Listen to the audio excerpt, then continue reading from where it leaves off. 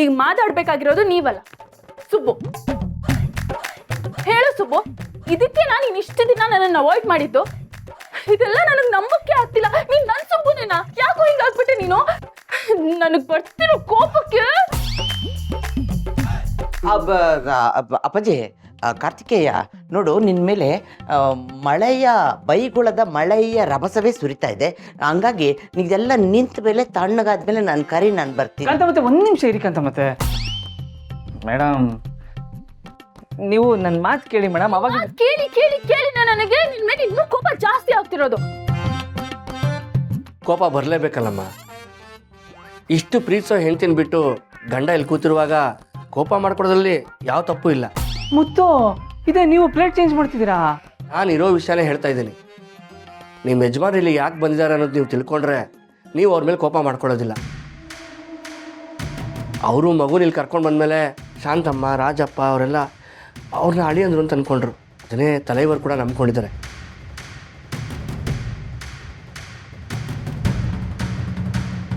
ನಿಮ್ಮ ಮೊಮ್ಮಗಳನ್ನ ಕರ್ಕೊಂಡ್ಬಂದಿದ್ದೆ ಈ ಮನೆ ಅಳಿಯಂದ್ರು. ಅಳಿಯಂದ್ರು ನಮ್ಮ ಮನೆಗೆ ಬಂದು ಈ ಮನೆ ತುಂಬ ಆನಂದ ತಂದುಬಿಟ್ರು. ಇದೆಲ್ಲ ಮಧ್ಯೆ ತಲೆಯವರೆಗೆ ಹಾರ್ಟ್ ಅಟ್ಯಾಕ್ ಆಯಿತು. ಈಗ ಸುಬ್ಬು ಅವರು ಆಚೆ ಹೋಗೋಕ್ಕಾಗದೆ, ಸತ್ಯ ಹೇಳೋಕ್ಕಾಗದೆ ತುಂಬ ಒದ್ಲಾಡ್ತಾ ಇದ್ದಾರೆ. ನೀವು ಅವ್ರಿಗೆ ಸಪೋರ್ಟ್ ಮಾಡಬೇಕು, ಇಲ್ಲಾಂದರೆ ಅವರು ಕುಗ್ಗಿ ಹೋಗ್ತಾರೆ.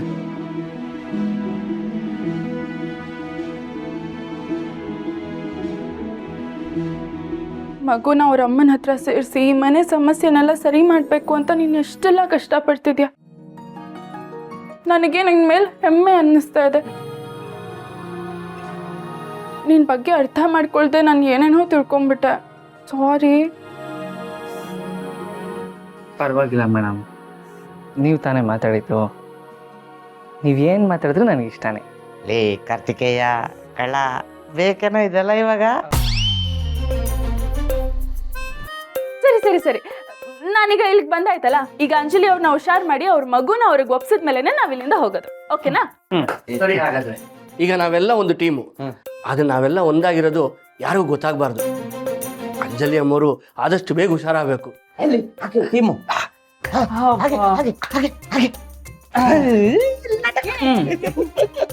ಹಬ್ಬಾ, ಈ ನೀರಿಂದ ಹೊರಗಡೆ ಬಿದ್ದಿರುತ್ತಲ್ಲ ಮೀನು, ಆ ಮೀನನ್ನ ವಾಪಸ್ ಮತ್ತೆ ನೀರಿಗೆ ಹಾಕಿದ್ರೆ ಹೆಂಗಾಗುತ್ತೋ ನನಗೆ ಇವಾಗ ಹಂಗಾಗ್ತಾ ಇದೆ.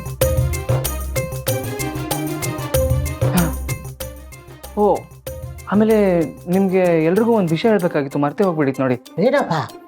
ನಾವು ಆಟ ಆಡ್ತಾ ಇದ್ವಲ್ಲ, ಆಗ ಅಂಜಲಿ ಅವರು ಕೈ ಸನ್ನೆ ಮಾಡಿ ಆ ಮಗು ಎಲ್ಲಿ ಬಚ್ಚಿಟ್ಕೊಂಡಿದ್ದಾಳೆ ಅಂತ ತೋರಿಸಿದ್ರು. ಏನು, ನೀವು ನಿಜ ಹೇಳ್ತಾ ಇದ್ದೀರಾ? ಹೌದು ಮುತ್ತು, ನಿಜಾನೇ ಹೇಳ್ತಾ ಇದ್ದೀನಿ. ಇದನ್ನ ಎಲ್ರಿಗೂ ಹೇಳಬೇಕು ಅಂತ ಅನ್ಕೋತಾ ಇದ್ದೆ. ಅಷ್ಟೊತ್ತಿಗೆ ಮೇಡಮ್ ಬಂದ್ಬಿಟ್ರು, ಅದಕ್ಕೆ ಹೇಳೋದಕ್ಕಾಗಲಿಲ್ಲ. ನಾವು ಆದಷ್ಟು ಬೇಗ ಡಾಕ್ಟ್ರಿಗೆ ಹೇಳಬೇಕು. ಡಾಕ್ಟ್ರಿಗೆ ಫೋನ್ ಮಾಡಿ ಕರೆಸ್ತೀರಾ? ಶ್ರಾವಣಿ ಅಮ್ಮ, ನಿಮ್ಮ ಕಾಲ್ಗುಣ.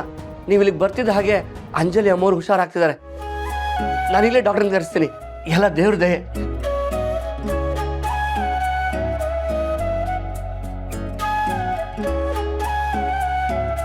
ಅರ್ಥವಾಯ್ತು ಬಿಡಿ. ಚಿಕ್ಕಮ್ಮಲ್ಲ ಕಚಾರಿಕನ್ನ ಜನಕ್ಕೆ ಜನ.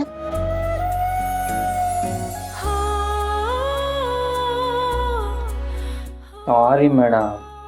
ಸಾರಿ ಸುಬ್ಬು.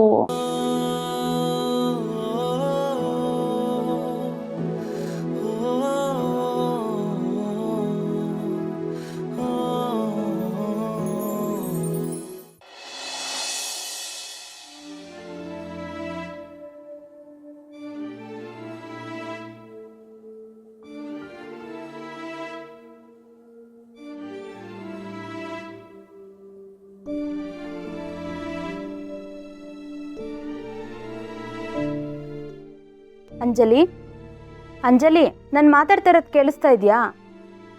ಅಂಜಲಿ,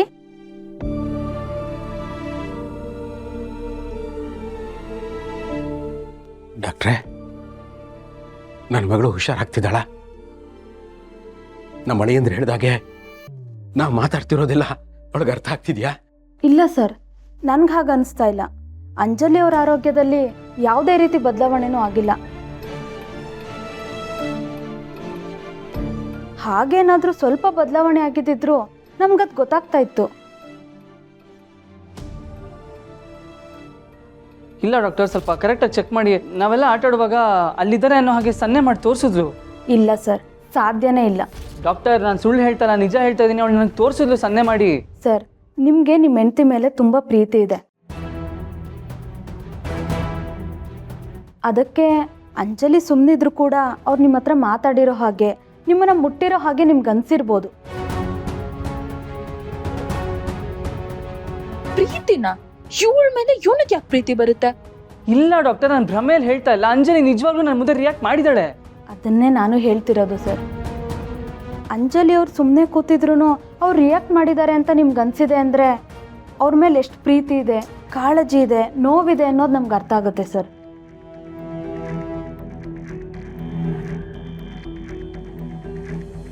ನನ್ನ ಮಗಳು ಹುಷಾರಾಗ್ತಿದ್ದಾಳೆ ಅಂತ ತುಂಬಾ ಖುಷಿ ಆಯ್ತು. ಆದ್ರೆ ಆ ಖುಷಿ ಬರೀ ಭ್ರಮನ.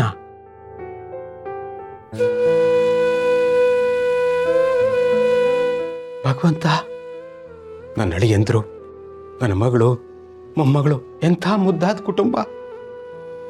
ಆ ಕುಟುಂಬದ ಸಂತೋಷ ಕಿತ್ಕೊಂಡಿದೀಯಲ್ಲ, ಇದು ನ್ಯಾಯನ?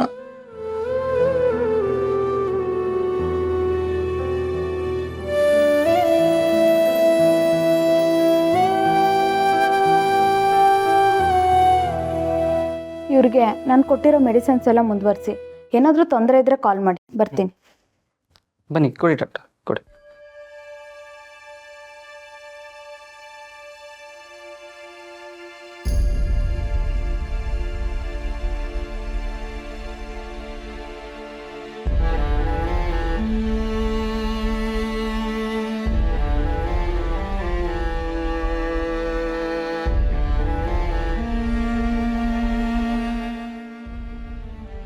ನೀವು ಆದಷ್ಟು ಬೇಗ ಹುಷಾರಾಗಬೇಕು.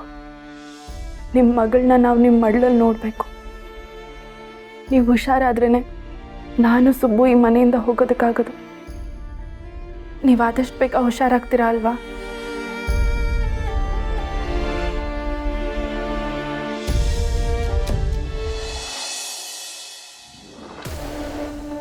ಅಲ್ಲದನು ಬಂದಿರೋ ಹುಡುಗಿ ಅಸಿಸ್ಟೆಂಟ್ ಮಗಳು ಅಂತಂದ್ರೆ ಬೇರೆ ಕಡೆ ಉಳ್ಕೊಳ್ಳೋಕೆ ಏನಕ್ಕೆ ವ್ಯವಸ್ಥೆ ಮಾಡ್ತಾ ಇದ್ರು? ಅವಳು ಬರೋದೇ ಬೇಡ ಅನ್ನೋದಾಗಿದ್ದರೆ ನೇರವಾಗಿ ಅವಳಿಗೆ ಬರಬೇಡ ಅಂತ ಜೋರು ಮಾಡಿ ಹೇಳಿರೋರು. ಇಲ್ಲದನು ಇಲ್ಲೇನೋ ಸಮಸ್ಯೆ ಇದೆ. ಇವ್ರು 3 ಜನಕ್ಕೂ ಏನೋ ಸಂಬಂಧ ಇದೆ ಅಂತ ಅನ್ಸುತ್ತೆ. ಮೊದಲು ಅವರಿಬ್ರು ಬಂದ್ರು, ಆಮೇಲೆ ಇವಳು ಬಂದಿದ್ದಾಳೆ. ಇದ್ರ ಹಿಂದೆ ಏನೋ ಉದ್ದೇಶ ಇದ್ದೇ ಇದೆ. ಅದೇನು ಅಂತ ಕಂಡುಹಿಡಿಬೇಕು. ಆ ಹುಡುಗಿಗೆ ಹೆದರಿಸಿ ಬೆದರಿಸಿ ಜೋರು ಮಾಡಿ ಕೇಳಿದರೆ? ನೋ ನೋ ನೋ, ಹಾಗೆ ಮಾಡೋಕ್ಕಾಗಲ್ಲದನು. ಹಾಗೆ ಮಾಡಿದ್ರೆ ನಮಗೆ ಪ್ರಾಬ್ಲಮ್ ಆಗುತ್ತೆ.